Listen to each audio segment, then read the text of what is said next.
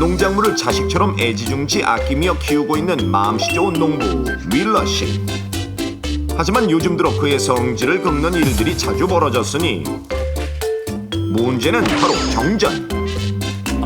Not a blackout again. 이렇듯 밭 옆에 있던 고압 전선이 얼마 전부터 상태가 좋지 않아 정전 사태가 자주 벌어지곤 했습니다.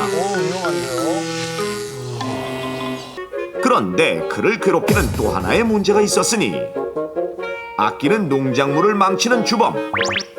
두더지. 다름 아닌 두더지였습니다. 습성상 땅을 파서 해집고 다니는 두더지들 때문에 밀러 씨가 온 정성을 다해 키우는 농작물들이 상처를 입고는 하나둘씩 죽어가고 있었던 것.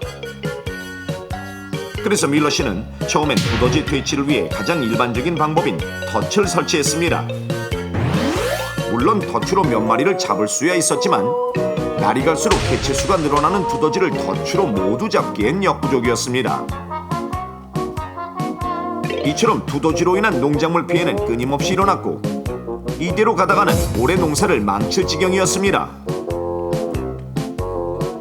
그는 도저히 안 되겠다 싶어 좀 더 확실한 두더지 퇴치 방법을 떠올리기 시작했는데 먼저 밭에 두더지를 죽이는 독한 약을 뿌려볼까 생각해보는 밀러 씨. 밭에요? 하지만 그렇게 되면 두더지보다 농작물들이 먼저 죽을 게 뻔했습니다. 그렇다면 밭을 지키고 있다가 두더지가 나타났을 때 독침으로 직접 잡으면 어떨까 생각해보는데 하지만 하루 이틀도 아니고 그건 전혀 현실적이지 못한 방법이었습니다. What about raising mole's natural enemy? 그렇지만 천적인 맹수가 과연 두더지만 공격할까요? 생명의 위협을 느껴야 하는 이 방법도 그리 달갑지 않았습니다. 그렇죠. 그는 그렇게 기상천외한 갖가지 방법들을 떠올리다가 문득 Oh no! The wedding! 오늘 있을 친지의 결혼식 시간이 촉박해졌음을 깨달았고 밀러 씨는 결혼식 참석을 위해 평소 잘 입지 않는 양복을 꺼내 입고 멋진 구두도 신었습니다. 그리고 함께 일하는 동료에게 전화를 건 밀러 씨. So, can you do me a big favor and water the carrot patch for me? It's been a while since the last rain, so make it a lot of water, okay? 그는 그렇게 동료에게 반일을 당부하곤 이내 결혼식장으로 향했습니다. 몇 시간 후 밀러 씨가 결혼식 참석을 마치고 돌아오다가 집 근처에 다다랐을 때쯤 말썽이던 고압 전선이 위태위태하더니 급기야 전선이 끊어지며 바닥으로 떨어졌습니다. 이를 보고 놀란 밀러 씨. 그런데 그때 동료에게서 전화가 걸려왔습니다. All of them? All of the carrots? Oh, that's the end of it. I'm killing every frigging one of them! 두더지 때문에 당근이 전부 엉망이 됐다는 소식에 머리끝까지 화가 치밀어 오른 상황. 그는 급한 마음에 정장 차림 그대로 고무장갑을 끼고 쇠막재기를 든 채 허둥지둥 밭으로 갔습니다. So long, suckers! 그런데 잠시 후 바닥으로 쿵 하고 쓰러지는 밀러 씨. 충격적이게도 그는 자신의 밭에서 순식간에 사망하고 말았습니다. 두더지를 잡아 죽이겠다던 밀러 씨가 이렇게 된 것은 그가 두더지 퇴치를 위해 어떤 기상천외한 방법을 실행했고 그 위험한 행동이 원인이 되어 그 자리에서 바로 사망했던 것인데, 자, 그렇다면 밀러 씨가 갑자기 사망한 원인은 무엇일까요? 농작물을 온통 엉망으로 만드는 두더지 때문에 머리끝까지 화가 난 밀러 씨.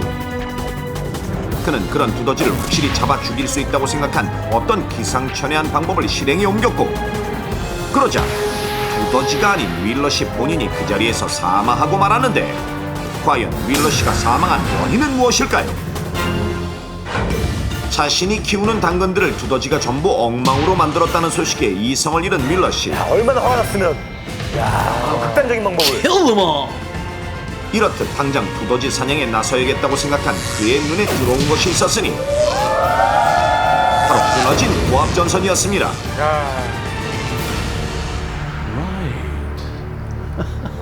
That's it. 이해는 가요. 너무 힘들게 지은 농사인데. 윌러 씨는 불이 나게 농장 창고로 달려가 한 번, 두 번도 아니고. 고무장갑을 꺼내 꼈고 기다란 쇠막대기를 하나 들고 당근밭으로 가서는 두더지가 파놓은 구멍에 쇠막대기를 깊숙이 꽂아 놓았습니다.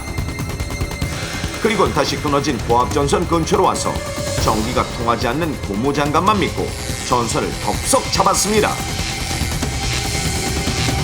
How about some sweet electricity? Suckers! 아우, 저 위험한 행동. 그리고는 무시무시한 고압 전류가 흐르는 전선을 겁도 없이 밭으로 끌고 들어갔는데 그렇습니다. 윌러 씨가 생각한 방법은 바로 땅 깊숙이 꽂혀진 쇠막대기에 고압 전선을 대면 엄청난 전류가 땅 속으로 흘러 땅 속의 두더지들이 전멸할 거라고 생각했던 것. Alright. So long, suckers! 이 야심찬 계획으로 눈을 번뜩이며 삐쭉 솟아오른 쇠막대기에 고압전선을 갖다 대는데 그 순간 땅이 축축한 물기를 통해 엄청난 세기의 고압전류가 퍼졌고 바로 그 옆에 서 있다가 감전된 윌러씨. 이처럼 두더지를 죽이겠다고 한 멍청한 행동으로 인해 그는 소리 한 번 지르지 못하고 고압전류에 그대로 즉사하고 말았습니다. 이렇게 바보 같은 행동으로 빚어진 일이 여러분은 혹시 남의 일이라고만 느껴지십니까? 대부분 사망으로 이어지는 감전사고, 특히 최근엔 지구온난화로 인해 겨울철에 내리는 눈은 쌓이기도 전에 금세 녹아버리는데 이처럼 녹아버린 눈이 바닥에 고여있게 되면 감전의 주요한 요인이 될 수 있습니다. 바닥이 말라있을 때와 달리 젖어있는 경우에는 전류가 물기를 타고 쉽게 흐르며 발과 땅 사이의 전기 저항이 작아져서 무려 2~3배 이상 큰 전류가 흐르기 때문에 감전될 확률이 커집니다. 자, 그럼 실제로 그러한지 직접 실험해 보겠습니다. 우선 바짝 마른 흙으로 된 바닥에 마네킹을 세우는데 이때 마네킹에는 사람이 감전사할 수 있는 50mA 이상의 전류가 감지되면 경고음이 울리도록 설치해 놓은 상태. 그리고 마네킹에서 약 2m 떨어진 곳에 전기 공급 장치를 설치해 50mA의 전류를 흘려보내게 됩니다. 자, 실험 시작.